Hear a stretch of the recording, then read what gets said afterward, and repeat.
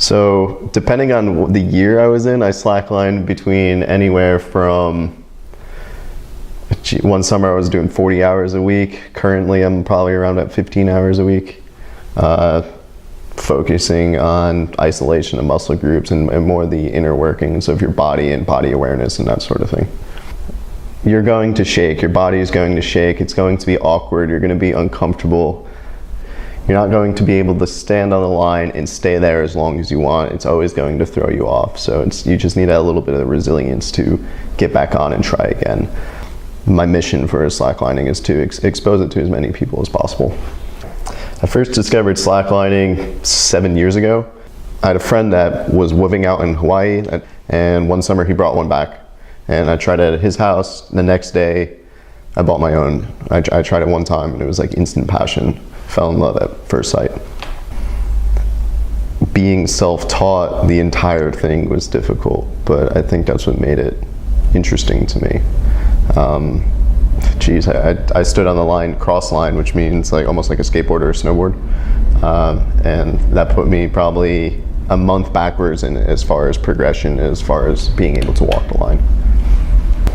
Difficulty slacklining in New York is just the location. The urban setting doesn't really allow that.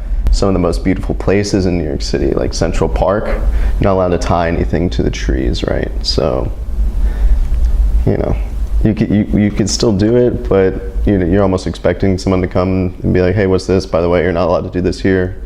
And you politely just take your stuff down and tear down. The main difficulty right now, aside from just location, is just how to get people into it.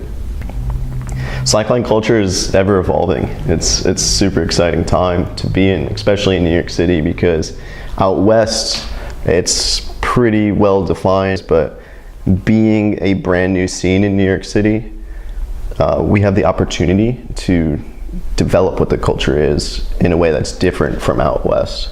And the more people that come in, you're starting to see like what stylistic approach that these other slackliners are bringing to the table, and other people that are learning it, and how people are teaching it, and stuff like that. So the culture itself, I would say, is very much dependent on that person's style and what they're trying to bring to the table. And I think that's a beautiful thing. You can kind of feel that it's on like the verge of exploding. What used to be not common language, now people actually know what slacklining is, which 5 years ago, they just didn't. People didn't know. You say slackline, they'd be like, what? You'd be like tightrope walking, they'd be like, oh, okay. Like that's a little bit more common knowledge, right? And there is a difference between the two. You're going to see it definitely evolve on the extreme scale, but I think what's really going to make it the difference is the casual person, the everyday, average Joe on the street is going to know what it is. Geez, what a question. What does slacklining mean to me? It gives me a way every day that I perform on the line to express myself, and being an artist, like that whole thing kind of is really, really important to me. It allows me to establish a sense of being in that moment.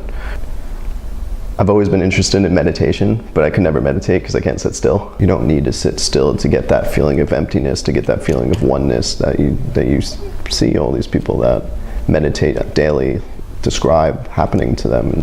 I mean, slacklining, maybe it's dramatic, but it really had changed my life.